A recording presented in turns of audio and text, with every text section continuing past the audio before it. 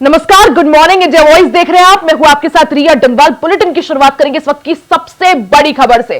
लोकसभा चुनाव 2024 में राहुल गांधी ने केरल की वायनाड सीट और उत्तर प्रदेश की रायबरेली सीट से जीत हासिल की थी। अब राहुल गांधी ने वायनाड सीट छोड़ने का फैसला किया है। वहीं प्रियंका गांधी अब वायनाड सीट से चुनाव लड़ेंगी। राहुल गांधी कांग्रेस अध्यक्ष मल्लिकार्जुन खड़गे, प्रियंका गांधी ने प्रेस कॉन्फ्रेंस में इसकी पुष्टि की है। मल्लिकार्जुन खड़गे ने कहा कि हमारे नेता राहुल 2 जगह से चुनकर आए हैं, उन्हें कानून के तहत एक जगह को छोड़ना होगा। राहुल गांधी रायबरेली रखेंगे, वायनाड से प्रियंका चुनाव लड़ेंगी। वायनाड लोकसभा की सीट छोड़ेंगे राहुल गांधी और रायबरेली सीट अपने पास ही रखेंगे। इस दौरान वायनाड सीट से प्रियंका गांधी उपचुनाव लड़ेंगी। कांग्रेस के राष्ट्रीय नेतृत्व को और राहुल जी हमारे नेता आपको, आपने ये सही राजनैतिक निर्णय लिया है जो भावनाओं के अनुसार है कि आप रायबरेली सीट से सांसद बने रहेंगे और वायनाड सीट से प्रियंका जी अपनी बहन को वहां से चुनाव लड़ाएंगे। इस तरह दोनों परिवारों का, सदस्यों का प्रतिनिधित्व होगा और आदरणीय इंदिरा जी, आदरणीय सोनिया जी की जहां से प्रतिनिधित्व, उस रायबरेली से आपका प्रतिनिधित्व भी बना रहेगा। इसके अलावा उस उत्तर प्रदेश के जनादेश का सम्मान भी आपने कर दिया जिसने 80 में 43 सीटें इंडिया गठबंधन को दी थी। बहुत अच्छा। रनअवे ब्राइड मूवी देखी थी ना, हमेशा भागते रहते हैं दुल्हन। तब राहुल गांधी वायनाड से भागे, अच्छा है। प्रियंका गांधी लड़े, शुभकामनाएं। हालांकि चुनाव आसान नहीं होगा उनके लिए, क्योंकि हम भी पूरी ताकत से लड़ेंगे, कम्युनिस्ट भी लड़ेगी, हल्की मुस्लिम लीग का सपोर्ट तुम्ही को रहेगा। लेकिन अगर जीत गई गलती से तो लोकसभा बड़ा इंटरेस्टिंग होगा, क्योंकि किस इंटेंशन से उनको लड़वाया गया है। और लोकसभा में भाई बहन के बीच में कंपटीशन होगा, स्पर्धा होगी कि ज्यादा नकारा कौन है। और कांग्रेस में भी एक ऑप्शन होगा कि लीडरशिप किसको चुनना है। जो उत्तर प्रदेश की जनता की मांग थी, हम सब लोगों ने भी मांग किया था कि राहुल जी रायबरेली से यहाँ से रहें, क्योंकि परिवार की ये धरती है। और आदरणीय सोनिया जी ने कहा था रायबरेली के लोगों से कि मैं अपना बेटा आपको सौंप रही हूं, तो निश्चित तौर से उस बेटे का सम्मान किया रायबरेली की जनता ने, उत्तर प्रदेश की जनता ने, देश की जनता ने। राहुल जी को अपना नेता माना, अपना परिवार का सदस्य माना। मैं निश्चित तौर से राहुल जी को बहुत धन्यवाद, बधाई देता हूं कि उत्तर प्रदेश में निश्चित पूरी ताकत के साथ कांग्रेस को हम लोगों ने मेहनत करके जो 2024 का परिणाम सबके आशीर्वाद, उनके सहयोग से लिया। आगे भी बहुत मजबूती से इंडिया गठबंधन और कांग्रेस पार्टी मजबूती के साथ आगे 2027 और जमीनी स्तर पर कांग्रेस सब लोग मिलकर खड़ा करने का हम लोग प्रयास करेंगे। पहले भी मजबूत थी, आज भी मजबूत है। और आदरणीय प्रियंका जी जो चुनाव से वायनाड से लड़ेंगी, तो निश्चित तौर से वो एक बहुत ही कर्मठ और बहुत सुयोग्य नेत्री हैं। परिवार की तरह उनका भाव रहता है, हम लोगों से परिवार का भाव, और निश्चित तौर से वो पूरे समाज को जोड़ने में कामयाब होंगी।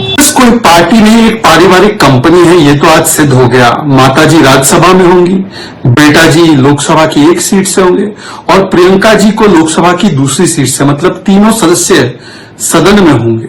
ये तो परिवारवाद का एक परिचय है ही। परंतु एक बात और भी स्पष्ट हो गई, राहुल गांधी जी ये समझ गए हैं कि जो जीत तो इनको मिल गई है उत्तर प्रदेश में कुछ सीटों पर समाजवादी पार्टी के वोट के बल पर, अब वहां पर उपचुनाव कराने से उनकी सीट पर खतरा आ सकता है, क्योंकि वो जानते हैं कि वो वोट फिर से मिले ना मिले। और वहां पर भारतीय जनता पार्टी तुरंत चुनाव के बाद फिर से मजबूत हो चुकी है। तो इसीलिए उत्तर प्रदेश में कोई रिस्क लेना नहीं है, तो बहना को केरला भेज दिया, वायनाड भेज दिया और वहां की सीट छोड़ दी। पर ये वायनाड की जनता के साथ कितना बड़ा धोखा है, सोचिए। वायनाड की जनता को बताया नहीं कि 2 सीट से लड़ेंगे। वहां पर लेफ्ट की लोग कहते रहे, एनी राजा कहती रही कि ये तो पलायन कर जाएंगे चुनाव के बाद, और पलायन कर गए। तो ये लेफ्ट की और केरला की जनता के साथ कितना बड़ा धोखा कर दिया है, ये इसका भी एक परिचायक है। क्योंकि जिस वायनाड ने उनको बचाया, जिस वायनाड ने उनको पार्लियामेंट में भेजा, सदन में भेजा, अमेठी हारने के बाद उस वायनाड को वे छोड़ रहे हैं। दिखता है कि किस प्रकार की मानसिकता है। और वायनाड सीट के बाद रायबरेली की घोषणा तब तक नहीं की जब तक वायनाड का चुनाव नहीं हो गया था। इसका तो वायनाड की जनता के साथ धोखा कर रहे थे, उनको धोखे में रखा और अब उनको धोखा दे दिया है। अभी तक उनका अमेठी से लगाव था, अब अमेठी से मोह भंग हो गया, अब वो जानते हैं कि रायबरेली में अगर इस्तीफा दिया तो दोबारा जीतने की स्थिति नहीं है। एक बार वो जीत गए, लेकिन दोबारा लड़ेंगे तो उनको उत्तर प्रदेश से हार मिलेगी, ये उनको पता है। इसलिए उत्तर प्रदेश से डरकर जो प्रियंका जी कहती थी लड़की हूं, लड़ सकती हूं, अगर लड़ सकती हूं तो आओ उत्तर प्रदेश से लड़ो, लेकिन उत्तर प्रदेश से भागकर वो वायनाड पहुंची हैं और वायनाड से भी उनको मैं समझता हूं असफलता मिलेगी। और वायनाड की जनता भी जानती है कि ये दोनों भाई बहन जो हैं केवल अपनत्व का झांसा देते हैं और tata bye bye hi hi hello hello वाले लोग हैं, और ये केवल चुनाव के सरगर्मी के दौरान चुनाव में पिकनिक मनाने आते हैं। मैं समझता हूं कि वायनाड की जनता भी जागृत होगी।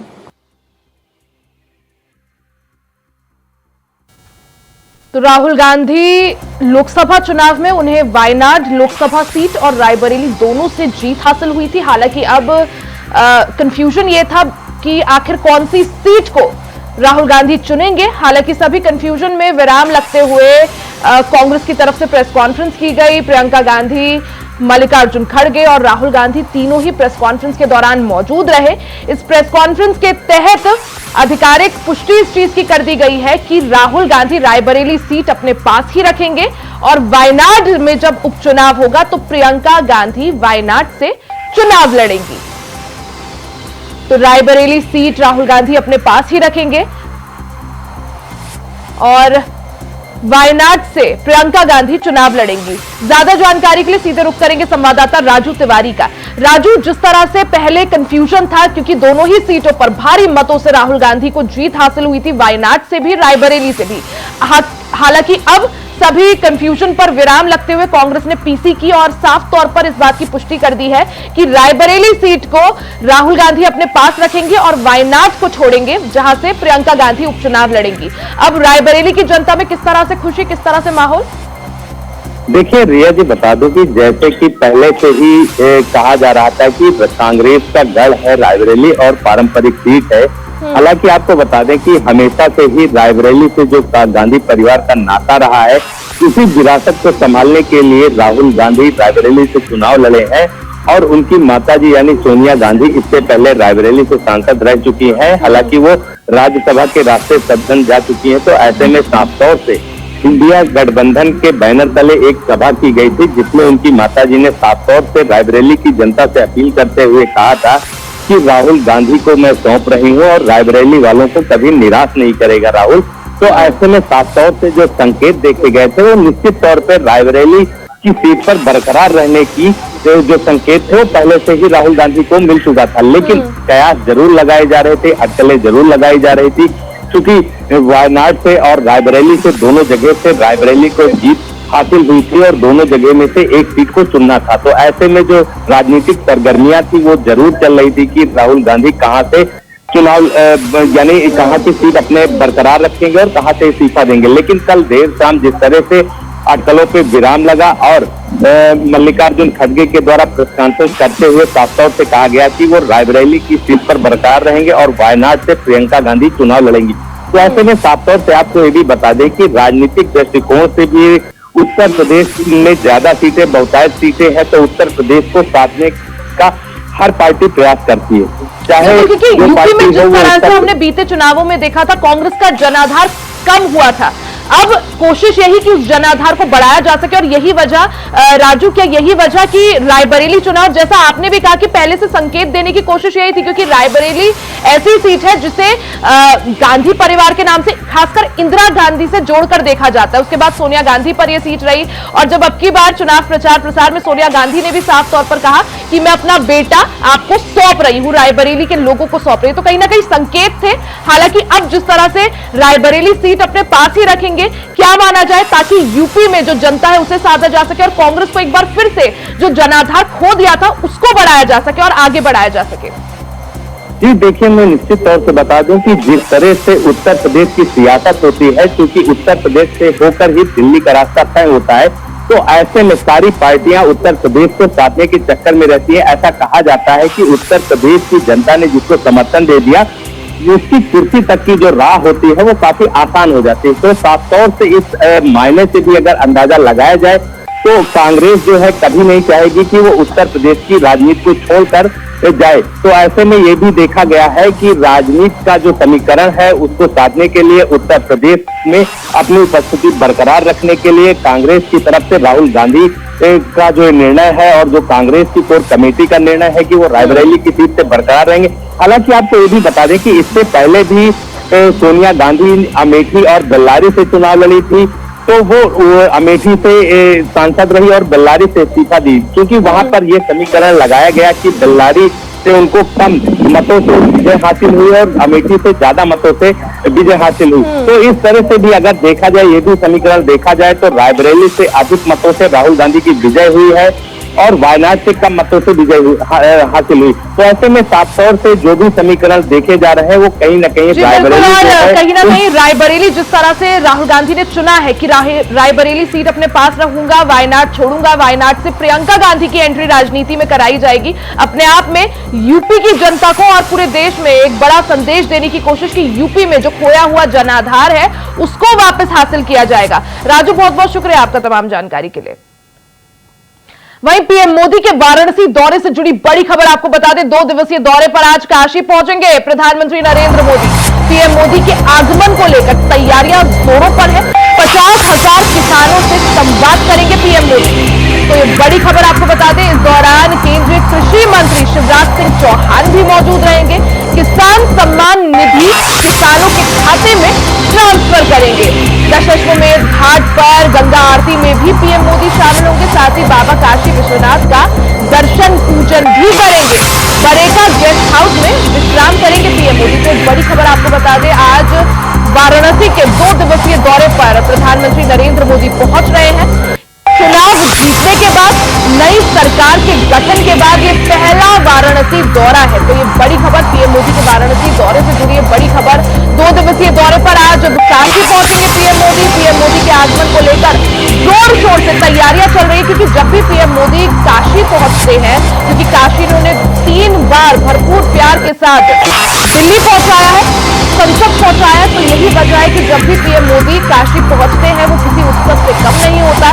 50,000 से ज्यादा किसानों से आज पीएम मोदी संवाद करेंगे। इस दौरान उनके साथ केंद्रीय कृषि मंत्री शिवराज सिंह चौहान भी मौजूद रहेंगे। किसान सम्मान निधि किसानों के खातों में ट्रांसफर करेंगे। दशाश्वमेध घाट पर गंगा आरती में पीएम मोदी शामिल होंगे।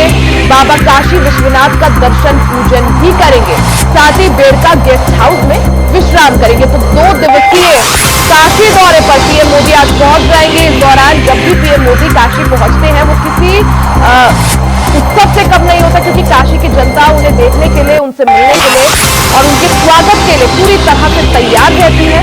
साथ ही आज दर्शन पूजन भी करेंगे काशी विश्वनाथ धाम में पीएम मोदी, और काशी विश्वनाथ के दर्शन पूजन के साथ ही दशाश्वमेध घाट में गंगा आरती में भी शामिल होंगे। साथ ही किसान सम्मेलन कार्यक्रम में पीएम मोदी शामिल होंगे। किसानों को किसान सम्मान निधि की 7वीं किस्त ट्रांसफर करेंगे। इस दौरान क्योंकि किसानों से संबंधित ये पूरा कार्यक्रम, कृषि मंत्री शिवराज सिंह चौहान भी इस कार्यक्रम में मौजूद रहेंगे। तो प्रधानमंत्री नरेंद्र मोदी के स्वागत के लिए काशी पूरी तरह से सज धज कर तैयार है। काशी वही भूमि है जिसने 3 बार पीएम मोदी को संसद पहुंचाया। सबसे पहले 2014 में प्रधानमंत्री नरेंद्र मोदी ने काशी से लोकसभा का चुनाव लड़ा था, जिसमें भारी मतों के अंतर से पीएम मोदी दिल्ली पहुंचे थे। वहीं 2019 में भी काशी से चुनाव लड़के काशी की जनता ने प्रधानमंत्री नरेंद्र मोदी को विजयी बनाया था। और अब की बार 2024 में भी जीत की हैट्रिक लगाते हुए पीएम मोदी एक बार फिर से देश का प्रतिनिधित्व कर रहे हैं। प्रधानमंत्री नरेंद्र मोदी के काशी दौरे को लेकर पूरी तरह से हलचल तेज है। लोगों में काफी जोश और उत्साह है। काफी दिनों से वाराणसी में सीट को लेकर तैयारियां भी चल रही हैं। हालांकि वाराणसी में जब प्रधानमंत्री नरेंद्र मोदी जब भी पहुंचते हैं, काशी की जनता उनको भरपूर प्यार देती है। अब की बार वो काशी विश्वनाथ मंदिर में दर्शन पूजन करेंगे। साथ ही दशाश्वमेध घाट में भी गंगा आरती में शामिल होंगे। उसके बाद प्रधानमंत्री नरेंद्र मोदी किसान सम्मान निधि किसानों के बैंक खातों में डायरेक्ट ट्रांसफर करेंगे।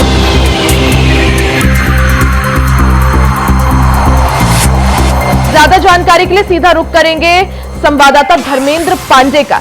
धर्मेंद्र, जिस तरह से प्रधानमंत्री नरेंद्र मोदी जब भी वाराणसी पहुंचते हैं वो किसी उत्सव से कम नहीं होता, क्योंकि वाराणसी की जनता उनके स्वागत को हमेशा तैयार रहती है। अब की बार प्रधानमंत्री नई सरकार के गठन के बाद पहली बार वाराणसी पहुंच रहे हैं, तो लोगों के बीच कैसा जोश, कैसा उत्साह और किस तरह से पीएम मोदी के आगमन को लेकर तैयारियां?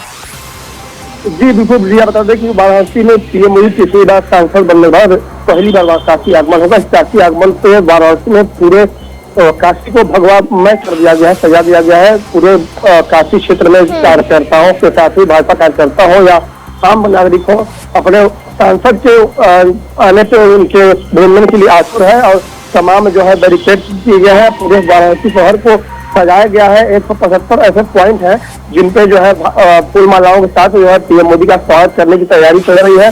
पूरे 175 पॉइंट बनाए गए हैं। पूरे बाबतपुर से लेकर के मेहंदीगंज से लेकर के पूरे काशी विश्वनाथ मंदिर के दायरे से जहाँ जहाँ पीएम मोदी का जो शेड्यूल कार्यक्रम तय है वहाँ भाजपा कार्यकर्ताओं के द्वारा भव्य स्वागत अभिनंदन का आयोजन है। जी बिल्कुल धर्मेंद्र, जिस तरह से तैयारियां पूरी है, वहीं अगर आज के कार्यक्रम की बात करें प्रधानमंत्री नरेंद्र मोदी का, तो आज का क्या कुछ कार्यक्रम? जी बिल्कुल, बता दें कि आज शाम 4:30 बजे पीएम नरेंद्र मोदी लाल बहादुर शास्त्री एयरपोर्ट उतरेंगे। हमारे सीधा हेलीपैड से हेलीकॉप्टर के द्वारा पूरी विधानसभा से मेहंदीगंज में किसान सम्मेलन को संबोधित करेंगे और वहां से लगभग 50 शहर किसानों के साथ ही 30 शहर महिला स्वयं समूह की जो महिलाएं हैं उनको बिल्कुल, यानी दर्शन पूजन भी करेंगे, गंगा आरती भी करेंगे और उसके बाद किसानों से संवाद भी करेंगे। यानी आज पीएम मोदी के तमाम कार्यक्रम काफी विशेष और खास। धर्मेंद्र, आप नजर बनाए रखें, बहुत बहुत शुक्रिया जानकारी के लिए। वहीं दिल्ली में हालत इतने बिगड़ चुके हैं कि टैंकर भी अब पर्याप्त पानी की आपूर्ति नहीं कर पा रहे हैं, जिस कारण लोगों को भारी परेशानियों का सामना करना पड़ रहा है। कुछ लोग तो पानी की कमी से त्रस्त होकर गांव भी चले गए हैं। ईस्ट पटेल नगर, नेहरू विहार, गायत्री कॉलोनी, पंजाबी बस्ती में पानी की दिक्कत है, क्योंकि यहां 60 से 65 टैंकर पूरे इलाके में पानी आपूर्ति के लिए चाहिए, लेकिन सिर्फ 44 टैंकर ही सेवा दे रहे हैं। तो दिल्ली में पानी की किल्लत लगातार बरकरार है। पानी को लेकर हाहाकार मचा हुआ है। इस सबके बावजूद अब आलम यह है कि लोग परेशान होकर अपने गांव वापस लौट रहे हैं।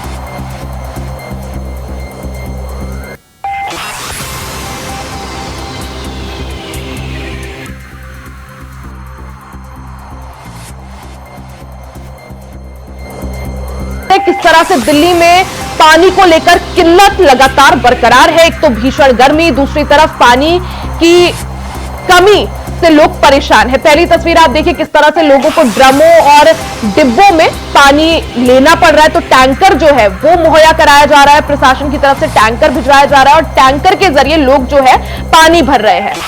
तो 3 तस्वीरें आप देख सकते हैं दिल्ली में किस तरह से पानी की कमी से दिल्ली वासी परेशान है। वहीं मुजफ्फरनगर से बड़ी खबर आपको बता दें, दबंगों ने युवक को डंडों से पीट दिया। तो ये बड़ी खबर मुजफ्फरनगर से, जहां दबंगों के हौसले बुलंद होते जा रहे हैं। दबंगों ने युवक को डंडों से पीटा। दबंगों ने एक के बाद एक 11 डंडे मारे। पीड़ित की पिटाई का वीडियो भी इस दौरान वायरल हो रहा है। ककरौली थाने के तेवड़ा का ये वीडियो बताया जा रहा है। तो तस्वीरें आप देख सकते हैं किस तरह से दबंगों के हौसले बुलंद होते जा रहे हैं। कुछ दबंगों ने एक युवक को बड़ी बेरहमी से डंडों से पीट दिया, जिसके बाद युवक गंभीर रूप से घायल हो गया। दबंगों ने एक के बाद एक 11 डंडे मारे, जिसके बाद पीड़ित की पिटाई का वीडियो भी अब सोशल मीडिया पर वायरल हो रहा है। ककरौली थाना के तेवड़ा का ये वीडियो बताया जा रहा है। तो मुजफ्फरनगर से बड़ी खबर, जहां दबंगों ने युवक को डंडों से पीटा। दबंगों ने एक के बाद एक 11 डंडे पीड़ित को मारे। अब इस घटना का वीडियो भी सोशल मीडिया पर वायरल हो रहा है। सीधे रुख कर लेंगे आशुतोष मिश्रा का, जो हमारे साथ मुजफ्फरनगर से जुड़ गए हैं। आशुतोष, क्या कुछ ये पूरा मामला है जिसका वीडियो भी वायरल हो रहा है और कुछ दबंग एक युवक को पीटते हुए दिखाई दे रहे हैं?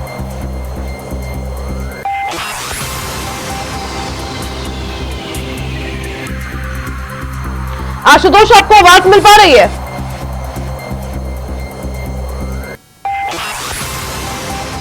ठीक है शायद आशुतोष से संपर्क टूट गया। एक बार फिर से आशुतोष को जोड़ने का प्रयास करेंगे। आप तस्वीरें देख सकते हैं मुजफ्फरनगर से पूरा मामला, जहां दबंगों के हौसले बुलंद होते जा रहे हैं। वही अब बात रामनगरी अयोध्या की कर लेते हैं। रामनगरी अयोध्या में आस्था का जन सैलाब उमड़ा। हनुमानगढ़ी पर सुबह 3 बजे से ही दर्शन पूजन का कार्यक्रम शुरू हो गया। लगातार श्रद्धालु की कतार लगी हुई है। लाखों की संख्या में श्रद्धालु भगवान राम के दर्शन पूजन कर रहे हैं। आपको बता दें कि ज्येष्ठ माह के आखिरी मंगल पर लोग मौजूद हैं। आज निर्जला एकादशी भी है। तो ये तस्वीरें आपको हनुमानगढ़ी की दिखा रहे हैं, जहां भगवान हनुमान के दर्शन के लिए लाखों की संख्या में श्रद्धालु का तांता लगा हुआ है। रामनगरी अयोध्या में आस्था का जन सैलाब उमड़ा है। हनुमानगढ़ी में सुबह से ही दर्शन पूजन के लिए श्रद्धालुओं की भीड़ लगी हुई है। लगातार श्रद्धालु कतारों में खड़े हुए हैं। लाखों की संख्या में दर्शन के लिए श्रद्धालु हनुमानगढ़ी पहुंचे हैं। आपको बता दें कि ज्येष्ठ माह के आखिरी मंगल पर लोगों की मौजूदगी है, क्योंकि मंगलवार को भगवान बजरंग बली का दिन भी माना जाता है। यही वजह है कि आज हजारों की संख्या में लोग भगवान के दर्शन के लिए हनुमानगढ़ी पहुंचे हैं। इसी के साथ इस बुलेटिन में फिलहाल के लिए सिर्फ इतना ही। खबरों का सिलसिला जारी रहेगा, बने रहे हमारे साथ।